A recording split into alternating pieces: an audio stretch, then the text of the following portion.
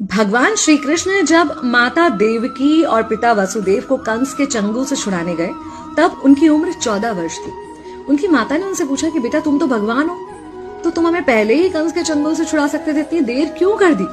तो कृष्ण जी ने कहा, माता क्या पिछले जन्म में आपने मुझे 14 वर्ष का वनवास नहीं दिया था?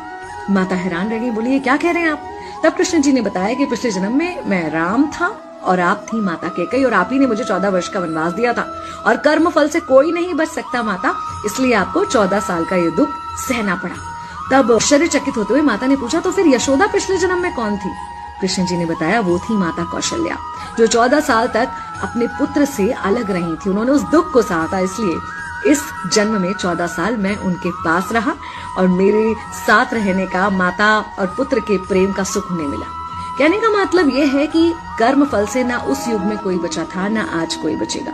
खुद भगवान भी कर्म फल से नहीं बच सकते, इसलिए अपने हर एक कर्म को बहुत सोच समझ कर कीजिए, क्योंकि जिसके भी खिलाफ आप कुछ गलत कर रहे हैं उससे आपकी शत्रुता कुछ समय या शायद एक जन्म की है, लेकिन उसके साथ कुछ गलत करके आप अपने कई जन्म बिगाड़ सकते हैं।